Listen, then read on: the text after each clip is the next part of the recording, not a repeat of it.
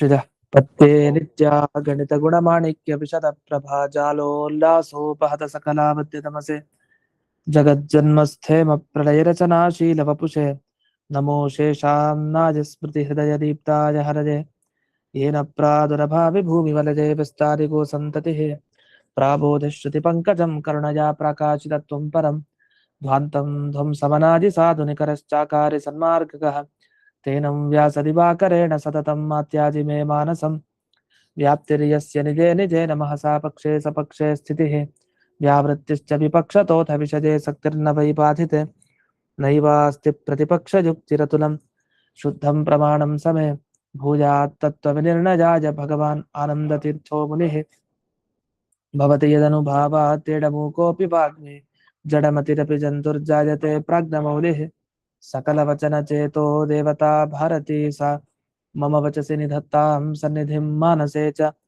रमानिवासोचितवासभूमिः संन्यायरत्नावलिजन्मभूमिः वैराग्यभाग्यो मम पद्मनाभतीर्थामृताब्धिर्भवतात् पदवाक्यप्रमाणज्ञान् प्रतिवादिमदच्छिदः श्रीमदक्षोभ्यतीर्थाख्यानुपतिष्ठे गुरून् मम श्रीमदानन्दतीर्थार्य सन्मनःसरसि भुवि अनुव्याख्याननलिने चञ्चरे कतिमे मनः न शब्दाब्धौ गाढाः न च निगमचर्चासु चतुराः न च न्याये प्रौढाः न च विदितवेद्यापि वयं परं श्रीमत्पूर्णप्रमतिगुरुकारुण्यसरणिं प्रपन्नामान्या स्मः किमपि च वदन्तोऽपि महताम् ॐ नारायणं निखिलपूर्णगुणैकदेहं निर्दोषमप्यतममप्यखिलैः सुवाक्यैः अस्योद्भवादिदमशेषविशेषतोऽपि वन्द्यं सदा प्रियतमं मम सन्नमामि कुपिता हि पणच्छाया समीकृत्या परं सुखं सेवन्ते यत्पदं धीरास्तं भजे वल्लभं श्रियः ಇಲ್ಲಿವರೆಗೆ ಈ ತಾರತಮ್ಯದ ಬಗ್ಗೆ ವಿಸ್ತಾರವಾಗಿ ವ್ಯಾಖ್ಯಾನದಲ್ಲಿ ಹೇಳ್ತಾ ಬಂದ್ರು. ಆಮೇಲೆ ಕೊನೆಗೆ ಈ ಸೋಮಪಾನಕ್ಕೆ ಅರ್ಹರಾದ ದೇವತೆಗಳು ಯಾರು ಅಂತ, ಯಾಕಂದ್ರೆ ಅವರನ್ನ ಎಷ್ಟು ಜನ ಹೇಳಿದ್ದಾರೆ? 100 ಜನ ಅಂತ ಹೇಳಿದ್ದಾರೆ. ವಿಶೇಷ ಸೋಮಪಾನ ಮಾಡೋದು ಅಂತಂದ್ರೆ ಅದು ಎಲ್ರಿಗೂ ಹಕ್ಕಿರಲ್ಲ. ನಾನು ಹೇಳಿದ್ನಲ್ಲ, ಅಶ್ವಿನಿ ದೇವತೆಗಳಿಗೂ ಶವನ ಮಹರ್ಷಿಗಳಿಂದಾಗಿ ಸಿಗ್ತದೆ. ಅದರಿಂದ ಯಾಗದಲ್ಲಿ ಸೋಮರಸ ಆಹುತಿಯಾಗಿ ಒಬ್ಬ ದೇವತೆ ಕೊಡ್ಬೇಕು ಅಂದ್ರೆ ಅವನ ಯೋಗ್ಯತೆ ತುಂಬಾ ದೊಡ್ಡದು. ಅದ್ರಲ್ಲಿ 100 ಜನ ಇದ್ದಾರೆ ಅಂತ ಬಂತು. ಹಾಗಾದ್ರೆ 100 ಜನ ಯಾರಿದ್ರು? ಆ ದೇವತೆಗಳು, ಸೋಮಪಾನಕ್ಕೆ ಅರ್ಹರಾದ ದೇವತೆಗಳು ಯಾರಿದ್ರು? ಅದು ಮಹರ್ಷಿಗಳ ತಪಶಕ್ತಿಯಿಂದ ಸಿಕ್ಕಿದ್ದು. ವಸ್ತುತಃ ಯಾರಿದ್ರು ಅರ್ಹರಾದ ದೇವತೆಗಳು ಅಂತ? ಅವಾಗ ಇಲ್ಲಿ ಇವರನ್ನೆಲ್ಲ ತಿಳ್ಕೊಳ್ಬೇಕಂತೆ. ಯಾರು? ವಸುಗಳೆಷ್ಟು ಜನ? 8 ಜನ ವಸು ಇದ್ದಾರೆ, ಅಷ್ಟವಸುಗಳು. ಅದರಲ್ಲಿ ಅಗ್ನಿ ಅನ್ನೋ ಒಬ್ಬ ವಸುವನ್ನ ಬಿಟ್ಟು ಮಿಕ್ಕಿದವರೆಲ್ಲ 7 ಜನ ಸೋಮಪಾನಕ್ಕೆ ಅರ್ಹರಾದ ದೇವತೆ. ಮತ್ತೆ ಆದಿತ್ಯರಲ್ಲಿ 7 ಜನ. ಆಮೇಲೆ ಮರುತ್ತು ಅಂತಂದ್ರೆ ಎಷ್ಟು? 49 ಜನ ಮರುತ್ತು ದೇವತೆಗಳಿದ್ದಾರೆ. ಈ 49 ಜನ ಮರುತ್ತು ದೇವತೆಗಳೇನಿದ್ದಾರೆ ಅದರಲ್ಲಿ ಇಬ್ಬರನ್ನ ಬಿಡ್ಬೇಕಂತೆ. ಯಾರನ್ನ? ಅಹಂ ಪ್ರಾಣ ಮತ್ತೆ ಪ್ರವಾಹ, ಅಂದ್ರೆ ಅಹಂಕಾರಿಕ ವಾಯು ಅಂತ ಹೇಳ್ತೀವಲ್ಲ, ಅಂಥ ವಾಯು ಮತ್ತೆ ಪ್ರವಾಹ ವಾಯು, ಇವರಿಬ್ಬರನ್ನ ಬಿಡ್ಬೇಕು. 47 ಈ ಕಡೆ 7 ಮಂದಿ ವಸು, 7 ಜನ ಆದಿತ್ಯರು, 47 ಮಂದಿ ಮರುತ್ತು, ಇನ್ನು ವಿಶ್ವೇ ದೇವತೆಗಳು 10 ಜನ, ಮತ್ತೆ ಏಕಾದಶ ರುದ್ರರಲ್ಲಿ ಒಬ್ಬರನ್ನ ಬಿಡ್ಬೇಕು. ಅಂದ್ರೆ ರುದ್ರದೇವರು, ಪ್ರಧಾನ ರುದ್ರದೇವರಿದಾರಲ್ಲ ಪಾರ್ವತೀಪತಿ, ಅವರನ್ನ ಬಿಟ್ಟು ಮಿಕ್ಕಿದವರು 10 ಜನ. ಇನ್ನು ರುಭು ಅಂತ ದೇವತೆ, ದ್ಯಾವ ಪೃಥಿವಿ ಅಂದ್ರೆ ಈ ಜೊತೆಗೆ ಆಕಾಶ, ದೇವು ಅಂದ್ರೆ ಅಂತರಿಕ್ಷ ಅಂತ ಅರ್ಥ. ಅಂತರಿಕ್ಷ ಮತ್ತೆ ಪೃಥ್ವಿ ಇವರ ಅಭಿಮಾನ ದೇವತೆಗಳು. ಇನ್ನು ಪಿತೃಗಳು 3 ಎಲ್ಲ ಗಮನಿಸಿದಾಗ ಇಷ್ಟು ದೇವತೆಗಳಿಗೆ ಹಕ್ಕಿದೆಯಂತೆ. ಏನು? ಈ ಸೋಮಪಾನ ಅರ್ಹತೆ ಇದೆ ಅಂತ, ಆ ಸೋಮಪಾನ ಮಾಡ್ಲಿಕ್ಕೆ ಹಕ್ಕಿದೆ ಅಂತ. ಇವರು ಎಲ್ಲಿ ಬರ್ತಾರೆ ಅಂದಾಗ ಪರ್ಜನ್ಯ ಮಿತ್ರ ಅಂತರಾಲೆ ಅಂತ ಬಂತು. ಪರ್ಜನ್ಯ ಮಿತ್ರ ಅಂದ್ರೆ ಪರ್ಜನ್ಯನಿಗಿಂತ ಉತ್ತಮ, ಮಿತ್ರನಿಗಿಂತ ಕೆಳಕಕ್ಷೆ, ಅಶ್ವಿನಿ ದೇವತೆಗಳಿಗೆ ಸಮಾನ. ಅದನ್ನ ಅಶ್ವಿನಿ ದೇವತೆಗಳಿಗೆ ಸಮಾನರೇ ಇವರು, ಅದು ಅವರಿಗೆ ಹಕ್ಕು ಸೇರಕ್ಕಿರಲಿಲ್ಲ. ಇದೇನಂದ್ರೆ ನಮಗೂ ಅದೇ ಯೋಗ್ಯತೆ, ಇನ್ನೊಬ್ರಿಗೂ ಅದೇ ಯೋಗ್ಯತೆ, ಅವ್ರಿಗೆ ಆ ಫಲ ಸಿಕ್ಕಿರತ್ತೆ, ನಮಗ್ ಸಿಕ್ಕಿರಲ್ಲ. ಇದು ಅನ್ಯಾಯ ಅಲ್ವಾ? ಒಂದೇ ಕಕ್ಷೆಯಲ್ಲಿರೋ ಎಲ್ರಿಗೂ ಫಲ ಸಿಗೋದು ಎಲ್ರೂ ಸಮಾನವಾಗಿ ಸಿಗ್ಬೇಕು. ಇವರು ಅಷ್ಟೇ ಗುಣಗಳನ್ನು ಹೊಂದಿದ್ದಾರೆ, ಅವರು ಅಷ್ಟೇ ಗುಣಗಳನ್ನು ಹೊಂದಿದ್ದಾರೆ. ಇವ್ರಿಗೆ ಮಾತ್ರ ಮರ್ಯಾದೆ, ಅವ್ರಿಗೆ ಮಾತ್ರ ಮರ್ಯಾದೆ ಇಲ್ಲ ಅಂದ್ರೆ ಹೇಗ್ ಸರಿ? ಸಮಾನವಾಗಿ ಕೊಡ್ಬೇಕು ಮರ್ಯಾದೆ, ಸಮಾನವಾಗಿ ಸಿಗ್ಬೇಕು. ಅದಕ್ಕೋಸ್ಕರ ಅಶ್ವಿನಿ ದೇವತೆಗಳು ಕಕ್ಷೆಯಲ್ಲಿ ಸಮಾನರಾದ್ರು, ಸೋಮಪಾನ ಅರ್ಹತೆ ಮಾತ್ರ ಯಾಕಿರ್ಲಿಲ್ಲ? ಅದು ಇತ್ತು, ಸೋಮಪಾನ ಆಗ್ಬೇಕಾಗಿತ್ತು, ಅದನ್ನ ಕೊಡಿಸಿದ್ರು ಅಂತ ಅದೊಂದು ವಿಶೇಷ. ಇದಾದ್ಮೇಲೆ ಇವರನ್ನ ಬಿಟ್ಟು ಇನ್ನೂ ಅನೇಕ ದೇವತೆಗಳಿದ್ದಾರೆ ಅಂತ. ಅಂದ್ರೆ ನವಕೋಟ್ಯಂತರ್ಗತ ದೇವತೆ ಅಂತ ಉಲ್ಲೇಖ ಮಾಡ್ತಾರೆ. ನವಕೋಟಿ ಅಂದ್ರೆ ಎಷ್ಟು ಆಯ್ತು? ಅಷ್ಟು ಕೋಟಿ. ನವ ಅಂದ್ರೆ 9 ಅಂತ ಅರ್ಥ. ಇಷ್ಟು ಕೋಟಿ ದೇವತೆಗಳು ಇನ್ನೂ ಅಲ್ಲಿ ಸೇರ್ಕೊಂಡಿದ್ದಾರೆ, ಇನ್ನೂ ಅನೇಕರಿದ್ದಾರೆ. ಅವರೆಲ್ಲ ಈ 100 ಜನ ದೇವತೆಗಳನ್ನ ಈಗ ಹೇಳಿದಾರಲ್ಲ, ಸೋಮಪಾನಕ್ಕೆ ಅರ್ಹರಾದ ದೇವತೆ ಅಂತ, ಇವ್ರಿಗೆಲ್ಲರಿಗಿಂತ ಕಡಿಮೆ ಆಗಿರ್ತಾರೆ. ಆದ್ರೆ ಇವ್ರದೇನ್ ವಿಶೇಷ ಅಂದ್ರೆ, ಈ ಮನು ಯಾರು ಈ ಕೆಳ ಕಕ್ಷೆಯಲ್ಲಿ ಮನು ಬರ್ತಾರೆ ಅಂಥವ್ರಿಗೆಲ್ಲ ಇವರು ಸಮಾನರಾಗಿರ್ತಾರೆ. ಆದ್ರೆ 100 ಸೋಮಪಾನಾರ್ಹ ದೇವತೆಗಳಿಗಿಂತ ಕಡಿಮೆ ಆಗಿರ್ತಾರೆ, ಮಿಕ್ಕಿದೆಲ್ಲ ಆ ನವಕೋಟ್ಯಂತರ್ಗತ ದೇವತೆಗಳು ಅಂತ. ಇಷ್ಟು ವಿಚಾರಗಳನ್ನ ಹೇಳ್ತಾ ಬಂದಿದ್ದಾರೆ. ಇನ್ನು ಈ ಪದಾರ್ಥ ಏನ್ ಬಿಡಿಸಿದ್ದಾರೆ ಜಯತೀರ್ಥರು, ಅದಕ್ಕೆ ಬರೋಣ. ಈಗ ಆ ಶ್ಲೋಕ ಎಲ್ಲ ಆದ್ಮೇಲೆ ನಿಮಗ್ ಶುರುವಾಗತ್ತೆ. ತಥಾ ಇತಿ ಶೇಷಃ ಅಂತ ಒಂದು ವಾಕ್ಯ, ಅಲ್ಲಿಂದ ಪ್ರಾರಂಭ. ತಥಾ ಇತಿ ಶೇಷಃ, ತಥಾ ಅಂತ ಇಟ್ಕೊಳ್ಳಿ ಅಂತ. ತಥಾ ಅಂತ ಎಲ್ಲಿ? ಯಥಾ ತಥಾ. ಅದೇನಾಗಿದೆ ಅಲ್ಲಿ? ಸೂರ್ಯ ಧರ್ಮೋ ಯಥಾ ಸೋಮೋ ಮನುರ್ದಕ್ಷೋ ಬೃಹಸ್ಪತಿ ಅಂತ ಶ್ಲೋಕ ಪ್ರಾರಂಭ. ಈ ಯಥಾ ಅಂದ್ರೆ ಹೇಗೆ ಅಂತ ಅರ್ಥ. ಹೇಗೆ ಅಂತ ಇಟ್ಕೊಂಡಾಗ ಹಾಗೆ ಅಂತ ಇಟ್ಕೊಳ್ಬೇಕು, ಅದು ಸಹಜ. ಹೇಗೆ ಇವನನ್ನ ಕಾಣ್ತಿರೋ ಹಾಗೆ ಅವನನ್ನ ಕಾಣ್ಬೇಕು. ಇವನ ಬಗ್ಗೆ ಹೇಗ್ ಮಾತಾಡ್ತಿರೋ ಅವನ ಬಗ್ಗೆನೂ ಹಾಗೆ ಮಾತಾಡ್ಬೇಕು. ಹೇಗೆ ಹಾಗೆ ಇದು ಯಾವಾಗ್ಲೂ ಸಂಬಂಧ ಹೊಂದಿರೋ ಶಬ್ದ. ಒಂದನ್ನ ಮಾತ್ರ ಹೇಳಿರ್ತಾರೆ ಕೆಲವು ಸಲ, ಇನ್ನೊಂದನ್ನ ಹೇಳಿರಲ್ಲ, ಆಗ ಇನ್ನೊಂದನ್ನು ತಗೊಳ್ಬೇಕು ಅಂತ. ಆದ್ರಿಂದ ಯಥಾ ಸೋಮಃ ತಥಾ ಸೂರ್ಯ ಧರ್ಮವು, ಹೇಗೆ ಚಂದ್ರನೋ ತಥಾ ಸೂರ್ಯ ಧರ್ಮವು, ಹಾಗೆ ಸೂರ್ಯ ಧರ್ಮ ಅಂತ ಇಟ್ಕೊಳ್ಳಿ ಅಂತ. ಅದೇ ಒಂದೊಂದು ವಾಕ್ಯವನ್ನ ಹೇಗೆ ಅರ್ಥೈಸ್ಕೊಳ್ಬೇಕು, ಯಾವ ತರ ಶಬ್ದನ ಹಾಕೊಂಡು ಅರ್ಥ ಮಾಡ್ಕೊಳ್ಬೇಕು, ಇದನ್ನು ಶಿಕ್ಷಣ ಕೊಡ್ತಾರೆ ಜಯತೀರ್ಥರು. ಇದು ಸ್ವತಃ ಇದು ಹೇಳ್ಕೊಡೋದು ಬೇಕಾಗಿರ್ಲಿಲ್ಲ. ಯಾಕೆ? ಇದನ್ನ ಚಿಕ್ಕ ಗ್ರಂಥಗಳಲ್ಲೇ ನಾವು ಕಲಿಬೇಕು ಇದನ್ನೆಲ್ಲ. ಆದ್ರೆ ಅವರ ಶ್ರದ್ಧೆ ಅಷ್ಟು. ಒಂದು ಪಂಕ್ತಿಯನ್ನು ಕೂಡ ಗೊಂದಲಕ್ಕೆ ಮಾಡ್ಕೊಳ್ಳದೆ, ಇನ್ನೊಬ್ಬರಿಗೂ ಗೊಂದಲ ಆಗದೆ ಇರೋ ತರ ಒಂದೊಂದು ಶಬ್ದವನ್ನ ಹಾಗೇ ಹಾಕಿದೆ. ತಥಾ ಇತಿ ಶೇಷ ಅಂತ ಒಂದು ಸಣ್ಣ ವಿಚಾರ ಅನ್ನಿಸ್ಬೋದು, ಕೆಲವು ಸರಿ ಇದು ದೊಡ್ಡ ವಿಚಾರ ಅರ್ಥನೇ ಆಗಿರಲ್ಲ, ಅದನ್ನ ಬಿಡಿಸ್ತಾ ಇರ್ತಾರೆ. ಇನ್ನು ಸೂರ್ಯ ಧರ್ಮವು ಅಂತ ಬಂತು. ಸೂರ್ಯ ಧರ್ಮವು ಏನು? ಸೋಮ ಸಮಾನವು ಅಂತ ಅರ್ಥ. ಅದನ್ನ ಸ್ಪಷ್ಟವಾಗಿ ಬಿಡಿಸಿದ್ರು. ಚಂದ್ರನಿಗೆ ಸಮಾನ ಯಾರು? ಸೂರ್ಯ. ಮತ್ತೆ ಧರ್ಮ ಅಂದ್ರೆ ಯಮಧರ್ಮರಾಯ ಅಂತ ಅರ್ಥ.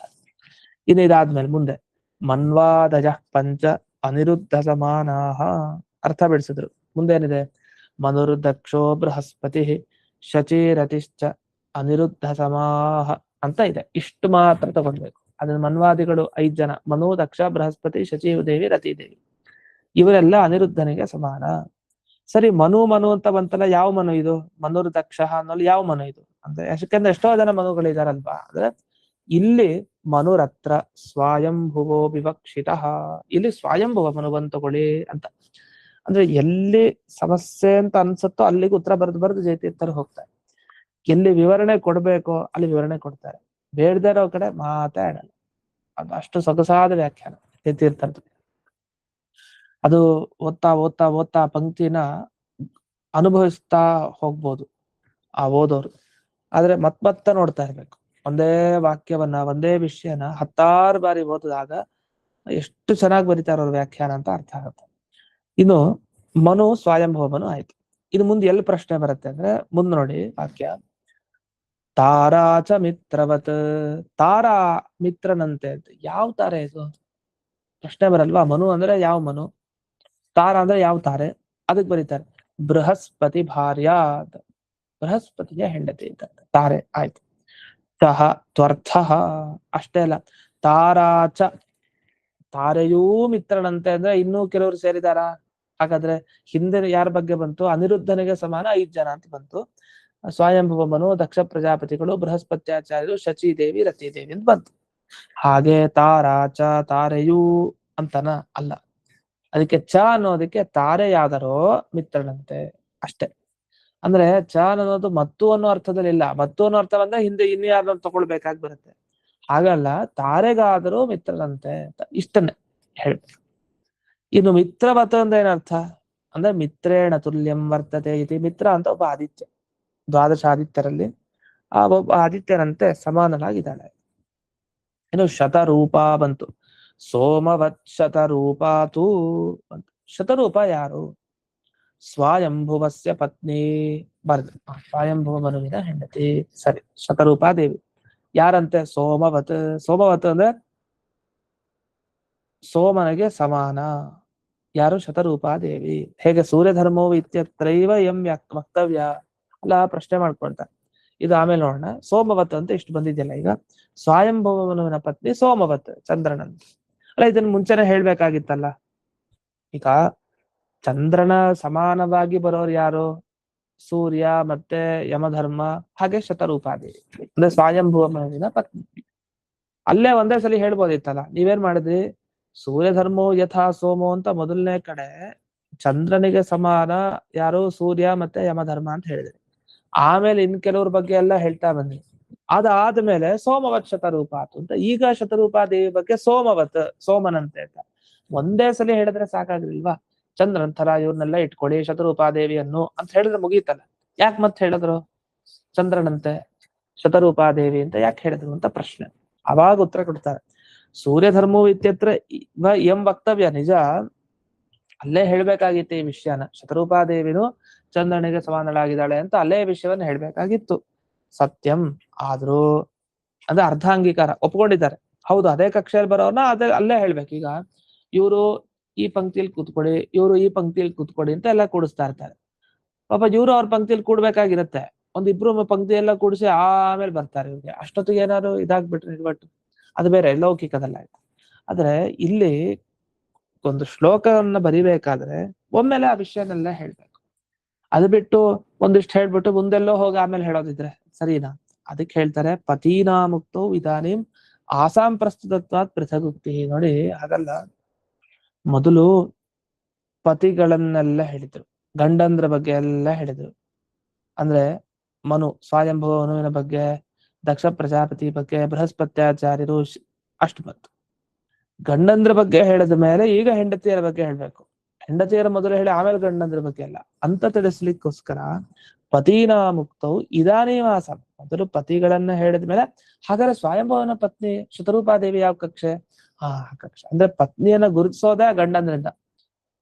ಹೆಂಡತಿಯಿಂದ ಪತಿಯನ್ನ ಗುರುತಿಸೋದಲ್ಲ, ಪತಿಯಿಂದ ಹೆಂಡತಿಯನ್ನ ಗುರುತಿಸೋದು. ಸ್ವಯಂಭುವ ಮನುಗಳು ಅಂದ್ರೆ ಅಂತಹ ಮಹಾನುಭಾವರು. ಸ್ವಯಂಭುವನ ಮನುಗಳಿಗೆ ಈ ಕಕ್ಷೆ ಅಂತಿದ್ರೆ ಅನಿರುದ್ಧ ಸಮಾನ ಅಂತ ಆದ್ರೆ ಅವರ ಹೆಂಡತಿ ಶತರೂಪಕ್ಕೆ ಹಾಗಾದ್ರೆ ಏನು ಅಂತ ಆಮೇಲೆ ಪ್ರಶ್ನೆ ಪ್ರಸ್ತುತ. ಅದಕ್ಕೆ ಈಗ ಹೇಳಿದ್ದಾರೆ ಅಂತ. ಇದು ಆಚಾರ್ಯರ ವಿವರಣೆ, ಇದು ಜಯತೀರ್ಥರ ವಿವರಣೆ ಆಚಾರ್ಯರ ವಾಕ್ಯಕ್ಕೆ. ಇದಾದ್ಮೇಲೆ ಪ್ರಸೂತಿ, ಪ್ರಸೂತಿ ಬಗ್ಗೆ ಬಂತು. ಸೋಮವತ್ ಶತರೂಪಾತು ಪ್ರಸೂತಿ ವನ್ಹಿವತ್ ವಿರಾಟ್. ಪ್ರಸೂತಿ, ಪ್ರಸೂತಿ ಯಾರೀಗ? ಪ್ರಸೂತಿ ಹಿಂದೆ ಹೇಳಿದ ದಕ್ಷನ ಪತ್ನಿ. ಮೊದಲ ದಕ್ಷ, ಅದಕ್ಕೆ ಮನುರ್ದಕ್ಷ ಬೃಹಸ್ಪತಿ ಅಂತೆಲ್ಲ ಅಲ್ಲಿ ಹೇಳ್ಬಿಟ್ರು. ಅದಕ್ಕೆ ತಾರಾಚ ಮಿತ್ರವತ್ ಅಂತ ಬೃಹಸ್ಪತ್ಯಾಚಾರ ಆದ್ಮೇಲೆ ತಾರೆ ಬಗ್ಗೆ ಹೇಳಿದ್ದು.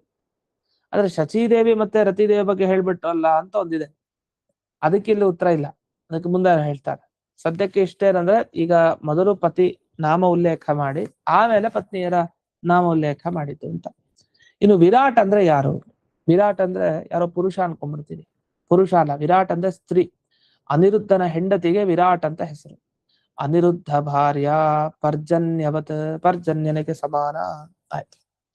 ಇನ್ನು ವಾರುಣಿ ಬಂತು. ವಾರುಣಿ ಅಂದ್ರೆ ಯಾರು? ಪರ್ಜನ್ಯವತ್ ವಾರುಣಿ ಚ ವರುಣಸ್ಯ ಇಯಂ ವಾರುಣಿ. ಅಂದ್ರೆ ಶೇಷದೇವರ ಪತ್ನಿ ವಾರುಣಿ ಅಲ್ಲ, ವರುಣನಿಗೆ ಸಂಬಂಧಪಟ್ಟ ವಾರುಣಿ. ಶೇಷದೇವರ ಪತ್ನಿ ವಾರುಣಿ ಅಲ್ಲ, ವರುಣನಿಗೆ ಸಂಬಂಧಪಟ್ಟಿದ್ದು ಅಂದ್ರೆ ಏನರ್ಥ? ವರುಣನಿಗೆ ಸಂಬಂಧಪಟ್ಟಿದ್ದನ್ನ ವಾರುಣಿ ಅಂತ ಇಲ್ಲಿ ಕರೀತಾ ಇರೋದು ಅಂತ. ಸರಿ, ಅದನ್ನೇನು ಹೇಳಿಕ್ ಹೊರಟಿದ್ದೀರಿ? ವಾರುಣಿ ತಥಾ ಸಂಜ್ಞಾಚ ರೋಹಿಣಿ ಅಂತ ಹೇಳಿದ್ದಾರೆ. ಅಂದ್ರೆ ಈ ವಾರುಣಿಯನ್ನ ತಗೊಂಡಾಗ ಯಾರಿಗೆ ಸಮಾನ ಅಂತ ಹೇಳಿದ್ದಾರೆ ಅದನ್ನ ನೋಡ್ಬೇಕು. ಯಾಕೆಂದ್ರೆ ಸೂರ್ಯನ ಪತ್ನಿ, ಚಂದ್ರನ ಪತ್ನಿ, ವರುಣನ ಪತ್ನಿ, ಯಮನ ಪತ್ನಿ, ಇದೆಲ್ಲ ಸರಿ ಹೋಗ್ಬಿಡುತ್ತೆ. ಇವರೆಲ್ಲ ಒಂದೇ ಕಕ್ಷೆಯಲ್ಲಿ ಬರೋರು. ಅದಕ್ಕೆ ಶೇಷದೇವರ ಪತ್ನಿಯನ್ನು ತಗೊಳ್ಬಾರ್ದು. ಅದಕ್ಕೆ ವಾರುಣಿ ಅನ್ನುವ ಶಬ್ದಕ್ಕೆ ಬಿಡಿಸಿದ್ದಾರೆ ತೀರ್ಥರು. ವಾರುಣಿ ಅಂದ್ರೆ ವರ್ಣಸ್ಯ ಇಯಂ, ವರ್ಣನಿಗೆ ಸಂಬಂಧಪಟ್ಟವಳು. ಇನ್ನು ಇನ್ನೊಂದು ಪ್ರಶ್ನೆ, ಪುಂ ಯೋಗೇತು ವರುಣಾನೀತಿ ಸ್ಯಾದ್ ಇಂದ್ರ ವರುಣೇತಿ ಸ್ಮರಣ. ಅದೊಂದು ವ್ಯಾಕರಣದ ವಿಚಾರ. ಒಂದು ಸೂತ್ರ ಇದೆ, ಉದ್ದ ಸೂತ್ರ, ಇಂದ್ರ ವರುಣ ಅಂತ ಒಂದು ಸೂತ್ರ. ಆ ಇಂದ್ರ ವರುಣ ಭವ ಶರ್ವ ರುದ್ರ ಮೃಡ ಹಿಮಾರಣ್ಯ ಯವ ಯವನ ಮಾತುಲಾಚಾರ್ಯಾಣ ಮಾನುಕ್ ಅಂತ ಒಂದು ವ್ಯಾಕರಣದ ಸೂತ್ರ, ಬ್ರಹ್ಮಸೂತ್ರ ಅಲ್ಲ. ಆಮೇಲೆ ಈ ವ್ಯಾಕರಣದ ಸೂತ್ರದಲ್ಲಿ ಇಂದ್ರ, ವರುಣ, ಭವ, ಶರ್ವ, ರುದ್ರ, ಮೃಳ, ಹಿಮ, ಅರಣ್ಯ, ಯವ, ಯವನ, ಮಾತುಲ, ಆಚಾರ್ಯ, ಇಷ್ಟು ಶಬ್ದ ಹಾಕ್ತಾರೆ. ಈ ಆಚಾರ್ಯ ನೀಚ ಭಾರತಿ ಅಂತೆಲ್ಲ ಕೇಳ್ತೀವಲ್ಲ, ಆಚಾರ್ಯ ನೀಚ ಭಾರತಿ, ನೀಚ ಅಂತ ಅರ್ಥ ಅಲ್ಲ ಅದು. ಹಲವರಿಗೆ ಒಂದು ಗೊಂದಲ ಆಗ್ಬಿಡುತ್ತೆ, ಏನ್ ನೀಚ ಅಂತ ಹೇಳ್ತಾ ಇದಾರೆ ಅಂತ. ಅದಲ್ಲ, ಆಚಾರ್ಯಾನಿ ಚ ಭಾರತಿ. ಭಾರತಿ ಆಚಾರ್ಯಾನಿ, ಆಚಾರ್ಯರು ಮಧ್ವರು, ಮಧ್ವಾಚಾರ್ಯರು, ಆಚಾರ್ಯಾನಿ ಭಾರತೀ ದೇವಿ ಅಂತ ಅರ್ಥ. ಈ ರೀತಿ ಹೇಳಿತ್ತು. ಆ ಆಚಾರ್ಯಾನಿ ಅನ್ನೋ ರೂಪ ಎಲ್ಲ ಆಗತ್ತಲ್ಲ, ಆಚಾರ್ಯಾನಿ ಅಂತ ಬಳಸ್ತಾರಲ್ಲ, ಅದು ಎಲ್ಲಿಂದ? ಇದೇ ಸೂತ್ರದಿಂದ, ವ್ಯಾಕರಣ ಸೂತ್ರದಿಂದ. ಮಾತುಲಾನಿ ಅಂತ ಹೇಳ್ಬೇಕಿಲ್ಲ, ಮಾತುಲಾ ಅಂತ ಹೇಳ್ಬೇಕಾ? ಏನು? ಇಂದ್ರಾಣಿ ಅಂತ ಹೇಳ್ತೀವಿ. ಇಂದ್ರಾಣಿ ಅನ್ನೋ ಶಬ್ದ ಇದೇ ಸೂತ್ರದಿಂದ. ಹಾಗೆ ವಾರುಣಿ ಮತ್ತೆ ಭವ, ಶರ್ವ, ರುದ್ರ, ಮೃಡ ಎಲ್ಲ ರುದ್ರದೇವರನ್ನು ಹೇಳೋ ಶಬ್ದ. ಇನ್ನು ಹಿಮ ಶಬ್ದ, ಮಹದ್ ಹಿಮಂ ಹಿರಣ್ಯಾನಿ ಅಂತ ಎಲ್ಲ ಬಿಡಿಸಿದ್ದಾರೆ. ಮತ್ತೆ ಅರಣ್ಯ, ಯವ ಯವನ, ಮಾತುಲ, ಆಚಾರ್ಯ, ಇಷ್ಟು ಶಬ್ದಗಳಿಗೆ ಒಂದು ಪ್ರತ್ಯಯ ಬರುತ್ತೆ. ಆ ಪ್ರತ್ಯಯ ಎಲ್ಲ ಸೇರಿಸ್ಕೊಂಡು ವರುಣಾನಿ ಅಂತ ರೂಪ ಆಗುತ್ತೆ. ಇದು ಸಾಮಾನ್ಯವಾಗಿ ವರುಣನಿಗೆ ಸಂಬಂಧಪಟ್ಟವಳು ಅಂತ. ಈಗ ಪುಂಯೋಗ ಒಂದ್ ವೇಳೆ ವಿವಕ್ಷಿತ ಆಗಿದ್ರೆ, ಪುಂಯೋಗ ಅಂದ್ರೆ ಈಗ ಗೋಪಿ ಅಂತ ಒಬ್ಬರನ್ನ ಕರಿತೀವಿ, ಗೋಪಿಕಾ ಅಂತೆಲ್ಲ ಕರಿತೀವಿ ಅಂತ ಇಟ್ಕೊಳ್ಳಿ ಹೆಸರು. ಯಾಕೆ ಗೋಪಿಕಾ ಅಂತ ಕರಿತೀರಿ ನೀವು? ಅದು ಗೋಪನ ಹೆಂಡತಿಯವಳು, ಅದಕ್ಕೆ ಗೋಪಿಕಾ. ಅಂದ್ರೆ ಯಾರು ಹಸುವನ್ನ ಕಾಯ್ತಾನೆ ಅವನಿಗೆ ಸಂಬಂಧಪಟ್ಟವಳು, ಅವನ ಹೆಂಡತಿ ಆದ್ರಿಂದ ಅವಳಿಗೆ ಗೋಪಿಕಾ ಅಂತ ಹೆಸರು. ಅವಳೇನು ಹಸುವಿನಿಂದ ಹಾಲನ್ನು ಕರೆಯಲ್ಲ, ಅದು ಹಸುವಿನಿಂದ ಹಾಲನ್ನ ಕರೆಯೋನ ಹೆಂಡತಿ. ಅಂದ್ರೆ ಪುಂಯೋಗ, ಆ ಪುರುಷನ ಸಂಬಂಧ ಅವಳಿಗಿದೆ, ಅದಕ್ಕೆ ಅವಳನ್ನು ಗೋಪಿಕಾ ಅಂತ, ಗೋಪಿ ಅಂತ ಕರೆಯೋದಷ್ಟೇ. ಅವಳೇನೋ ಅದರಲ್ಲಿ ಪಾತ್ರ ವಹಿಸಿಲ್ಲ. ಇದು ಪುಂಯೋಗ ಇದ್ದಾಗ ಶಬ್ದಗಳನ್ನು ಬಳಸೋದಿದೆ ಸ್ತ್ರೀಲಿಂಗದಲ್ಲಿ. ಪುಂಯೋಗ ಅಂದ್ರೆ ಈ ತರ ಗೋಪನ ಸಂಬಂಧ ಇದ್ದಾಗ ಗೋಪಿಕಾ ಅಂತ ಸ್ತ್ರೀಯಲ್ಲಿ ಬಳಸೋ ಶಬ್ದ. ಈ ತರ ಇಲ್ಲಿ ಹೇಳ್ತಾ ಇದ್ದೀರಾ ಅಂತ ಪ್ರಶ್ನೆ. ಅಂದ್ರೆ ವರುಣಾನಿ ಅಂತ ಬಂತಲ್ಲ, ವರುಣದೇವರ ನಿಮಿತ್ತವಾಗಿ ವರುಣಾನಿ ಅಂತ ಅವಳಿಗೆ ಹೆಸರ? ಅದನ್ನು ಹೇಳ್ತಾ ಇಲ್ಲ ಇಲ್ಲಿ. ಯಾಕೆಂದ್ರೆ ಇಲ್ಲಿ ವಾರುಣಿ ಅಂತ ಆಗಿದೆ. ವರುಣನಿಗೆ ಸಂಬಂಧಪಟ್ಟವಳು ಅಂದ್ರೆ ಹೆಂಡತಿ ಅಂತ ತಗೊಂಡ್ರೆ ವರುಣಾನಿ ಆಗ್ಬೇಕು. ಅದಕ್ಕೆ ಏನ್ ಮಾಡಿದ್ರು, ವರುಣನಿಗೆ ಸಾಮಾನ್ಯವಾಗಿ ಹೇಳಿತ್ತು, ಇವಳು ವರುಣನಿಗೆ ಸೇರಿದವಳು ಅಂತ. ವರುಣನ ಹೆಂಡತಿ ಅಂತ ಬಾಯ್ಬಿಟ್ಟು ಹೇಳಲಿಲ್ಲ, ವರ್ಣನಿಗೆ ಸೇರಿದವಳು ಅಂದ್ರೆ ವಾರುಣಿ ಅಂತ ಅರ್ಥ. ಇಲ್ಲ ಅಂದ್ರೆ ಇಂದ್ರವರುಣ ಅನ್ನೋ ಸೂತ್ರದಿಂದ ವರುಣಾನಿ ಅಂತ ಆಗ್ಬೇಕಾಗಿತ್ತು, ವಾರುಣಿ ಅಂತ ಆಗಲ್ಲ ಅಂತ ಚೈತಿತ್ರರು ವ್ಯಾಕರಣದ ವಿಚಾರವನ್ನ ಇಲ್ಲಿ ಮಾಡಿಕೊಂಡ್ರು.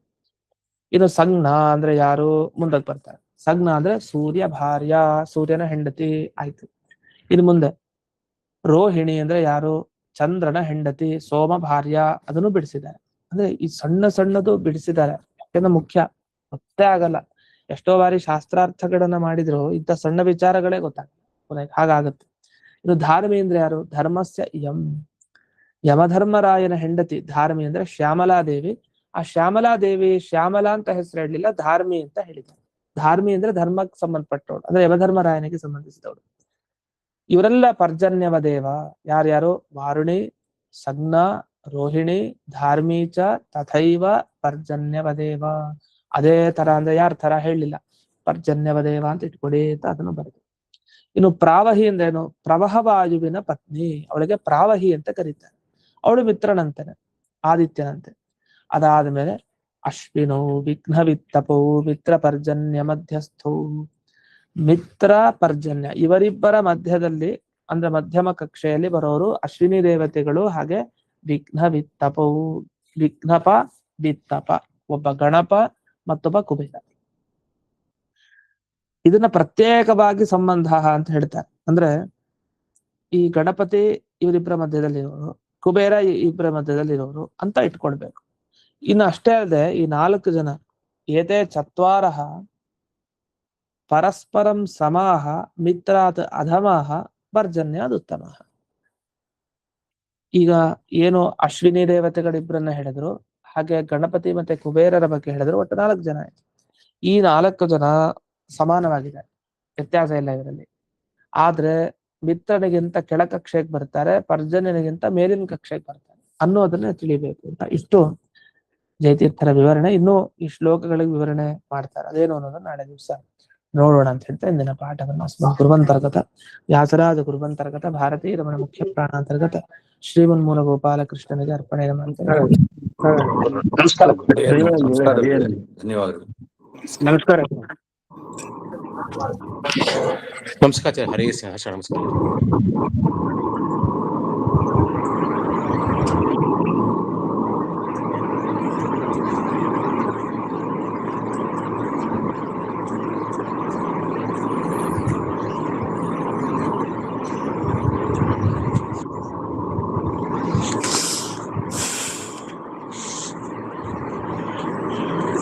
ಹೌದಾ